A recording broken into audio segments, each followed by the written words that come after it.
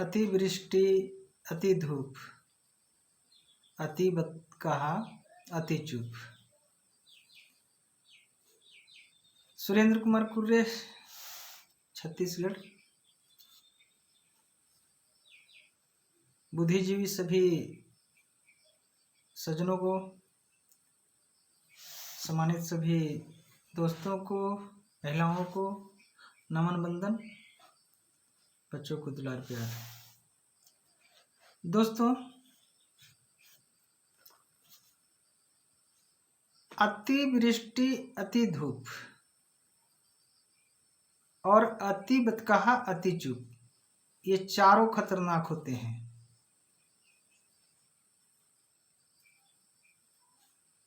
आज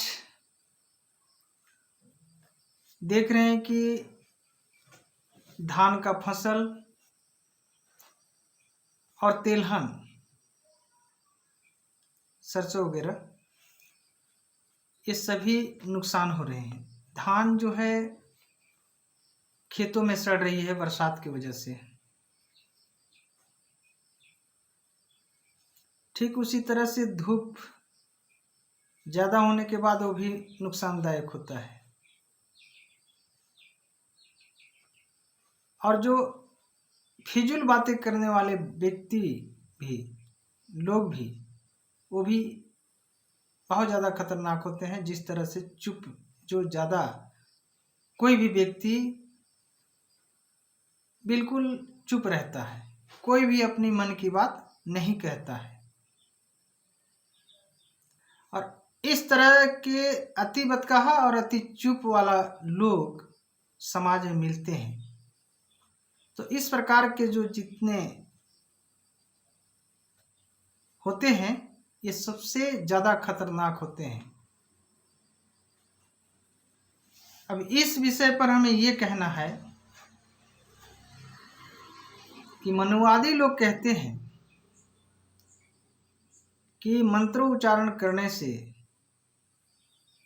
हवन यज्ञ करने से विश्व का कल्याण होता है। लेकिन इस प्रकार से आज जो बरसात हो रही है, धान के जो फसल, पका हुआ फसल जो बर्बाद हो रहे हैं, इस पर क्या मंत्र का शक्ति कहाँ चला गया?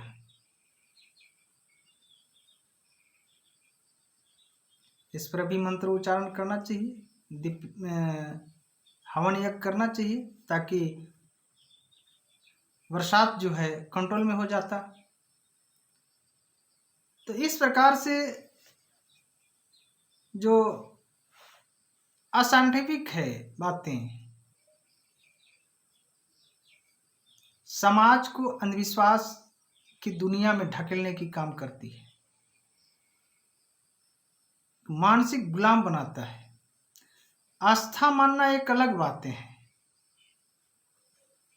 लेकिन श्रद्धा का भी कोई सीमा होनी चाहिए।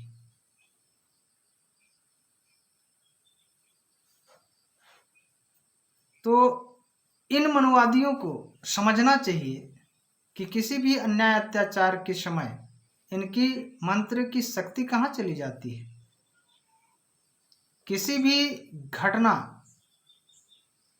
होने से पहले, और ये भी कहते हैं कि अंतर्यामी होते हैं,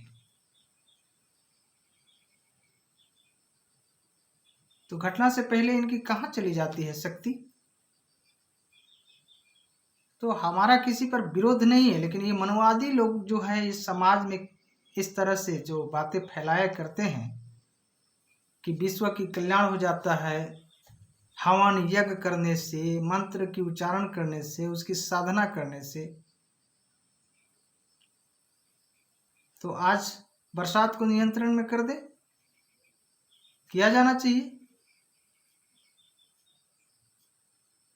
धान की फसल इतनी हो रही है खराब, और भी यदि 2-3 दिन लगातार ये बरसात इस प्रकार से रहे तो समझ लीजिए कि यह क्षति ही क्षति है।